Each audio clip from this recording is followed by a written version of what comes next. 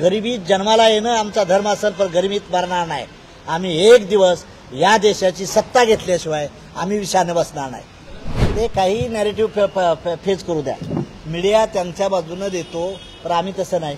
आता बॅगा घेऊन गेलो तर रविकांत तुपकरची बॅग होती, मुक्काम होता, त्यात कपडे घेऊन जालतो, तर त्यात ते भले पैसे घेऊन गेले. असं परत स्वतः मुख्यमंत्र्याच्या हँडलवरनं त्यांनी सांगितलं आम्ही हसतोय म्हणून दाखवलं. तिथं आत काय प्रकार घडला ते काही टीडी यांनी सांगितलं, ते खरं घडलं होतं. आणि त्यामुळं काय, आम्ही फेक नेरेटिव्हला व्हॅल्यू देणार नाही. आमचं चारित्र्य 30-35 वर्षाचं समाज जीवनातलं, राजकारणातलं महाराष्ट्रातल्या जनतेला माहीत आहे. आम्ही ह्यात पैशासाठी किंवा ह्यासाठी पडलो नाही, स्वाभिमानासाठी आणि सन्मानासाठी चाललेलो आहे. हक्क आणि अधिकाराची लढाई लढण्यासाठी आलेलो आहे.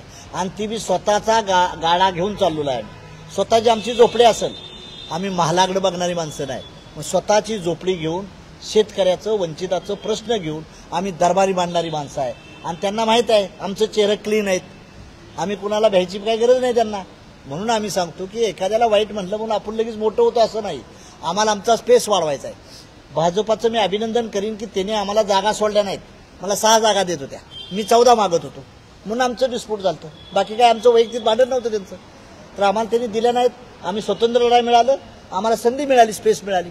उलट भारतीय जनता पार्टीवर गेल्यामुळं आमच्या जागा, मतदान कमी झालं, पक्षाला वोट ऑफ पर्सेंटेज कमी झालं होतं, ते आम्हाला संधी मिळाली. आणि राज्यभर देशभर फिरायचे, लगेच सत्तेच्या पे. माझा बाप काय खासदार आमदार नव्हता, पण आम्हाला खासदार आमदार मंत्री होऊनच मरायचं आहे. हे सत्ता आहे. Damn your safe and good government, we want our own government. आम्हाला आमची सत्ता पाहिजे. जाळून टाका तुमचं चांगलं राज्य असेल, आम्हाला काय घेणं देणं नाही. हे आमचं प्रिन्सिपल आहे. आणि if you born in pure, this your not mistake, but if you die in pure, this your great mistake.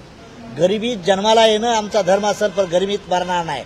आम्ही एक दिवस या देशाची सत्ता घेतल्याशिवाय आम्ही विषाने बसणार नाही.